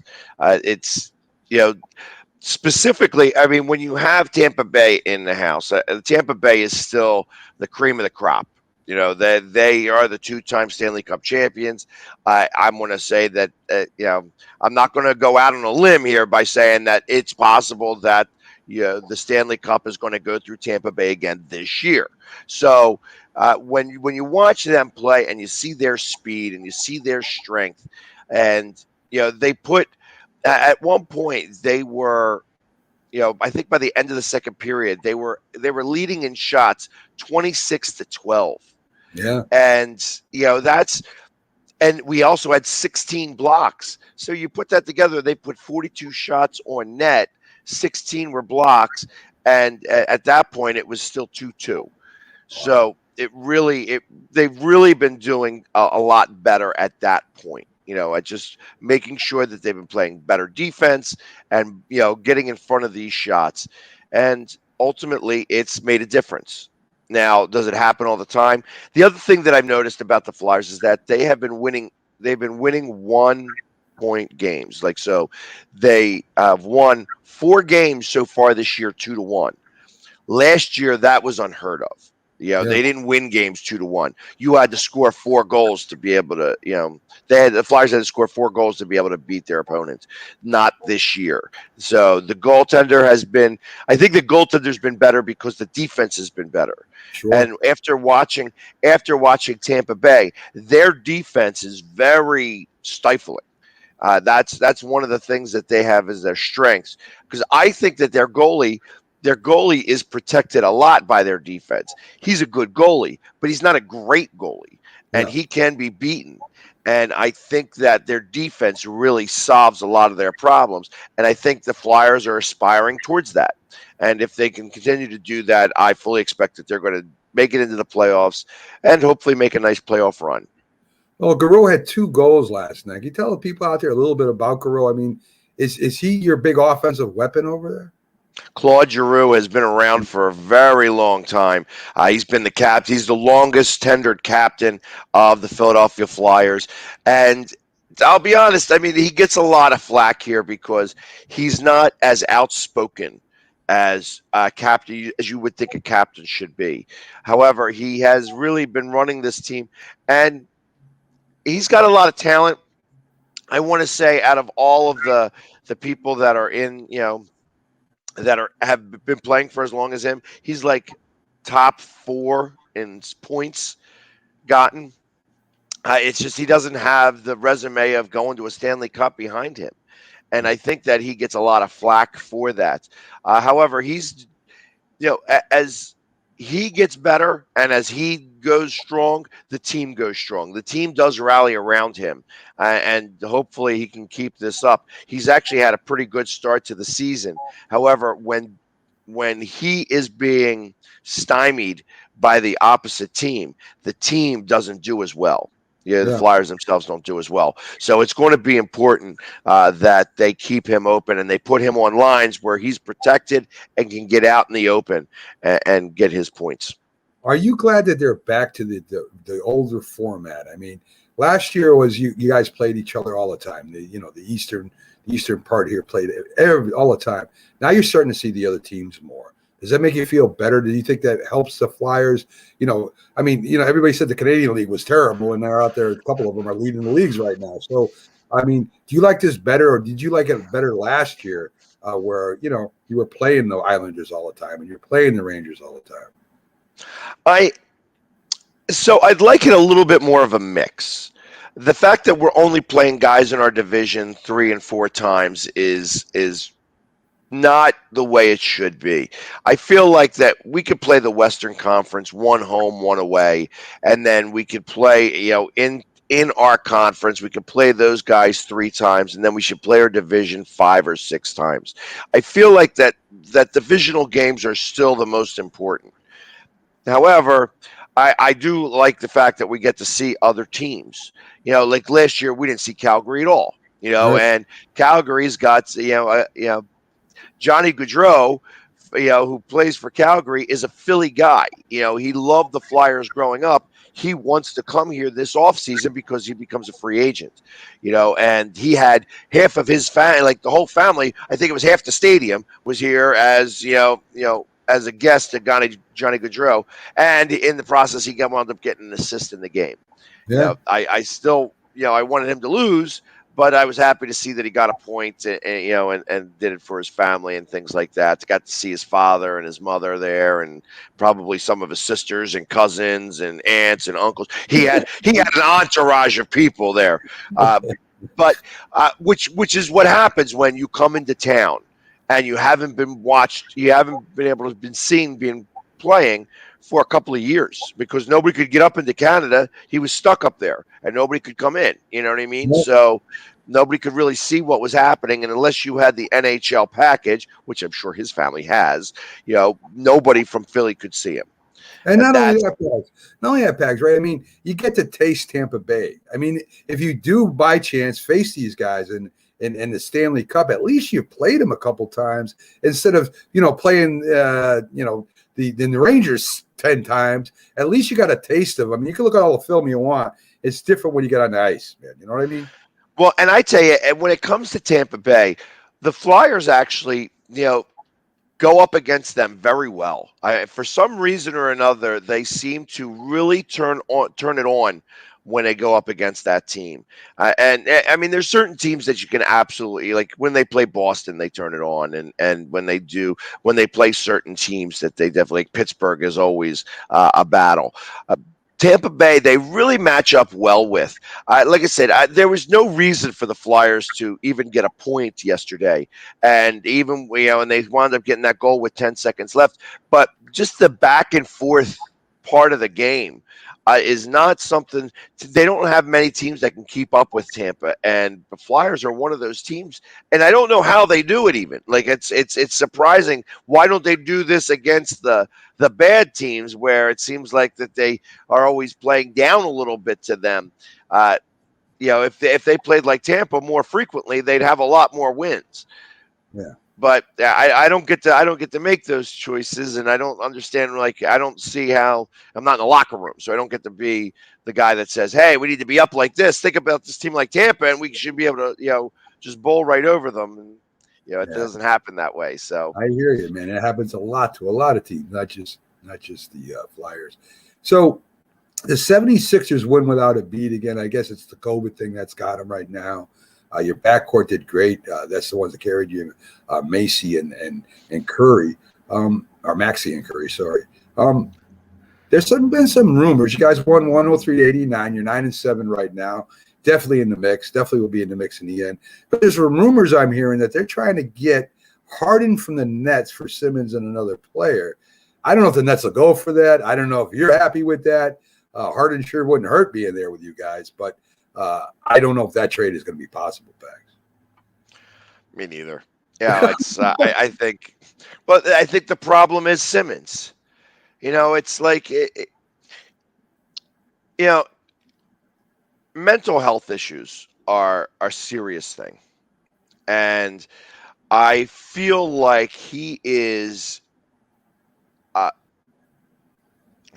How do you put this politically correct?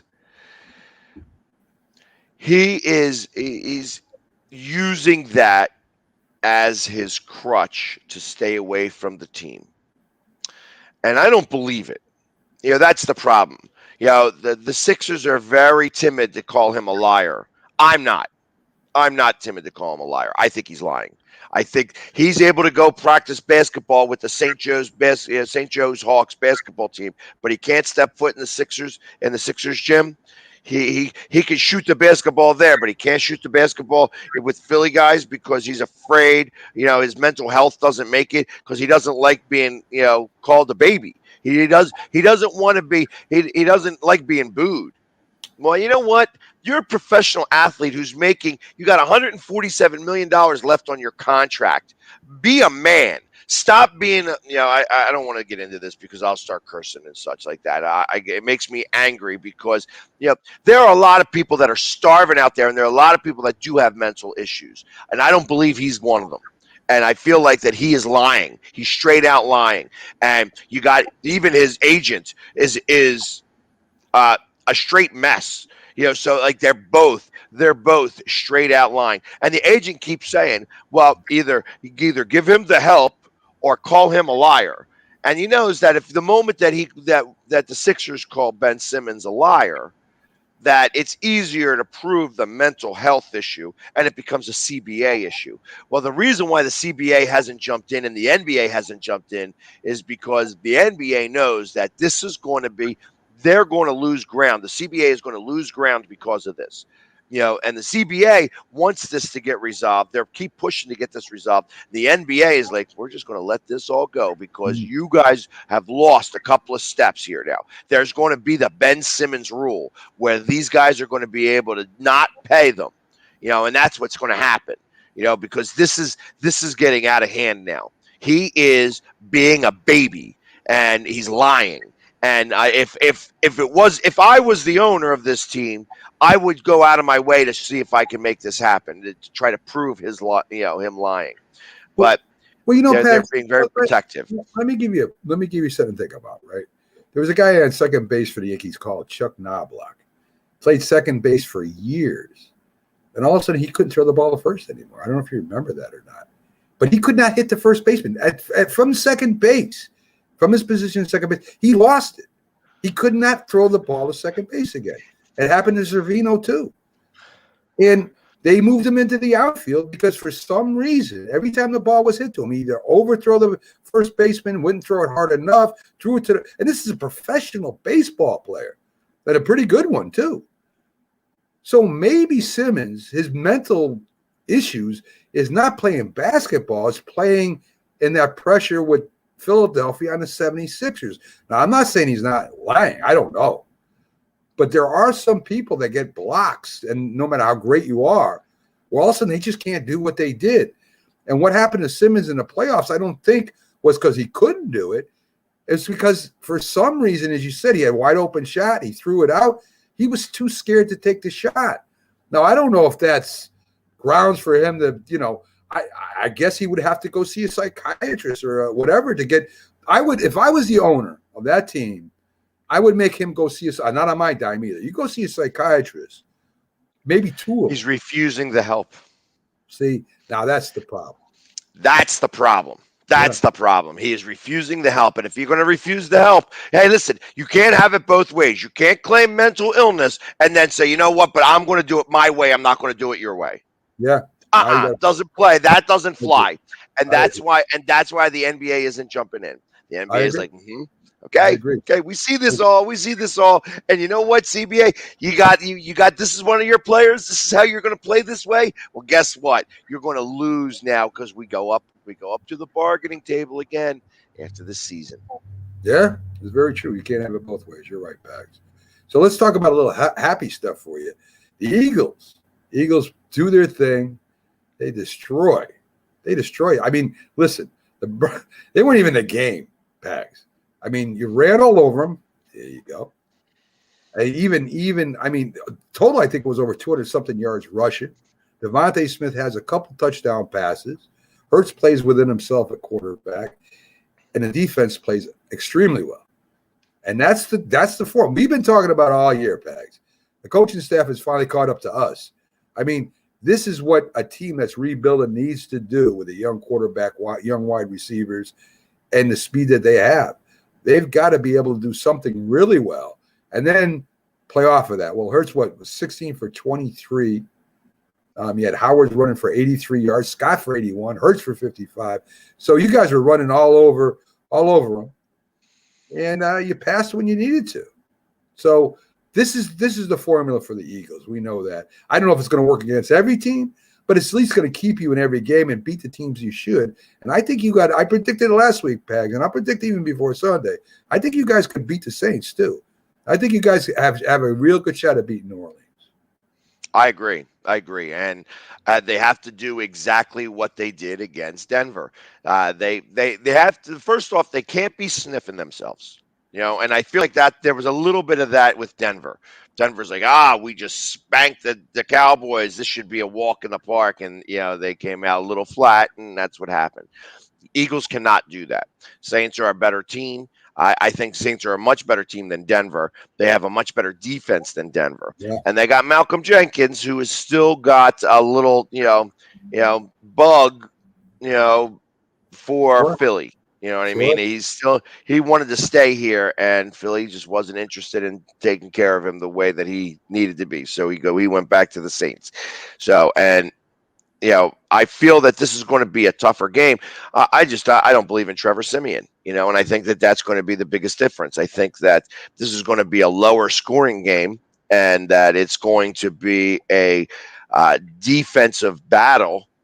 And I just need Gannon to do the same type of defense that he did against the Broncos. They need to give pressure. I sat there and I watched some tape against how to beat Herbert from San Diego, and all of the tape says all you got to do is blitz him up the center, make him run, and all of a sudden you do that. And of course, he didn't throw not one blitz against San Diego, and we lost 24-21. You know what I mean? And that was a winnable game for us. All you had to do was have Herbert move his feet a couple of times, and we could have made that could have been a big difference. But didn't happen because Gannon is stubborn, wants to do things his own way, and obviously it didn't work. So he had to go against what he typically does against Denver, and all of a sudden it works. Yeah. So when you do the things that he doesn't like to do, they win. When he does the things that he likes to do, they lose. It's not a rocket scientist to say maybe I should do things a little differently. Yeah. I agree. Listen, this is a big game, but we're talking maybe wild card potential here. The Saints are in the thick of it for wild card. You guys are still alive in the wild card, and a win against the Saints may get you in at the end. So big game for both teams coming up. We'll talk more about it Sunday. But again, 4-6, Pags, you're close. So yeah, and with a very easy schedule going forward. I mean, obviously the Giants aren't going to be as easy as we'd like them to be because but I feel like that our season starts the moment we play the Giants, and playing them this late in the season is always tough. It's like I would much rather play them early in the season because I really feel that, and it's been this way for the last 7 years, that when the moment that we play the Giants, the season really begins. And the fact that we're playing them in week 13 is tough. You know what I mean? It's just like it takes too long to get to that point. And the fact that we have a bye in week 14, I mean, come on, NFL. Like, that don't make any sense whatsoever. Although it's going to be absolutely necessary at that point. It's like it's almost like having a bye for the playoffs. That's like the playoff push. So it couldn't come at a better time. But realistically, it shouldn't be that late in the season. I mean, that's not the time for a bye. I agree with that too, Pags. Well, thank you for coming in, Pags. Another great. Whoa! I put on my Phillies hat. I got the MVP. I got the MVP. We'll get into it. I didn't want to get into it. Listen, Harper is a great ball player. Ohtani's a great ball player. MVP of what? You guys didn't make the playoffs. I mean, listen. This whole MVP blows my mind. I don't think, and not that Bryce Harper is not maybe the best player in the National League, guaranteed the Phillies MVP. Why a player on a losing team, and that includes Ohtani, gets the MVP for the Major League Baseball? I have no idea. I don't know. I don't get it. They would have had the same record or a worse record without him, but they still would have made with him. They still didn't make the playoffs. And if you can explain that to me, and listen. Congrats to Bryce Harper. Congrats to the Phillies. But what is the MVP of MLB on a team that won, 80 games? Actually, we did go more than 80 games, but that's beside the point.